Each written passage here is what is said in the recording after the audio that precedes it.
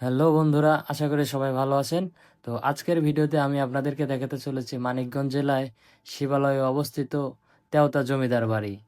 তো এই জমিদার বাড়ি নিয়ে অনেক জানা অজানা বিষয় আছে, সবগুলোই তুলে ধরবো আজকের এই ভিডিওতে। চলুন দেরি না করে শুরু করা যাক।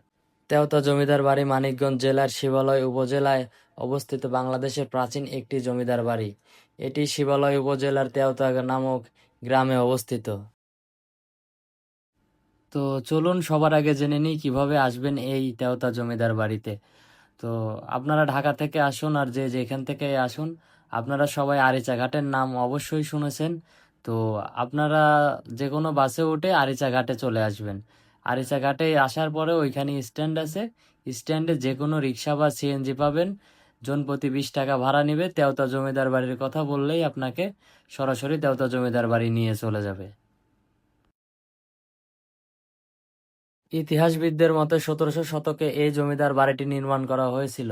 এটি নির্মাণ করেছিলেন পঞ্চানন সেন নামক এক জমিদার। জনশ্রুতি অনুসারে পঞ্চানন সেন এক সময় খুবই দরিদ্র ছিলেন ও দিনাজপুর অঞ্চলে তিনি তামাক উৎপাদন করে প্রচুর ধন সম্পদের মালিক হওয়ার পর এই প্রাসাদটি নির্মাণ করেছিলেন। পরবর্তীতে এইখানে জমিদারি প্রতিষ্ঠিত করে জয়শঙ্কর ও হেম সরকার নামক দুইজন ব্যক্তি। ভারত বিভক্তির পর তারা দুজনেই ভারতে চলে গেলে বাড়িটি পরিত্যক্ত হয়ে যায়। এছাড়াও এখানে রয়েছে বাংলাদেশের জাতীয় কবি কাজী নজরুল ইসলামের স্মৃতিচিহ্ন। এই প্রাসাদেই কাজী নজরুল ইসলাম প্রমীলা দেবীর প্রেমে পড়েছিলেন ও লিখেছিলেন, তুমি সুন্দর তাই চেয়ে থাকি প্রিয়, সে কি মোর অপরাধ।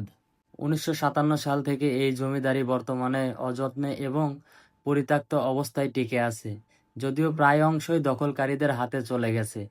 নির্মাণ শৈলীর এবং কৌশলগত দিক থেকে তেওতার জমিদারদের অপূর্ব ভবনটি মুঘল ও ইউরোপীয় স্থাপত্যের এক চমৎকার মিশ্রণ প্রতিফলিত হয়। তেওতা জমিদার বাড়িটি মোট 7.78 একর জমি নিয়ে স্থাপিত। মূল প্রাসাদের চারপাশে রয়েছে আরও বিভিন্ন ধরনের স্থাপনা ও একটি বড় পুকুর। প্রাসাদের মূল ভবনটি লালদিঘি ভবন নামে পরিচিত।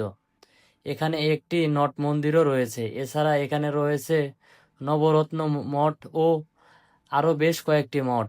সবগুলো ভবন মিলিয়ে এখানে মোট কক্ষ রয়েছে 55টি।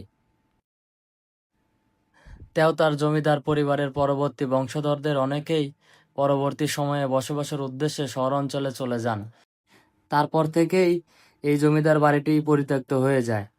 পরিবারে কেউ বসবাস না করার কারণে এক সময়ের সুদর্শন জমিদার বাড়িটিও এখন পরিত্যক্তর জন্য অযত্নে অবহেলায় ভবনগুলো প্রায় ধ্বংসের পথে। তো আজকের ভিডিও এই পর্যন্তই। দেখা হবে আবার আগামীতে নতুন কোনো এক ভিডিওতে। তো সবাই ভালো থাকবেন, সুস্থ থাকবেন। আল্লাহ হাফেজ।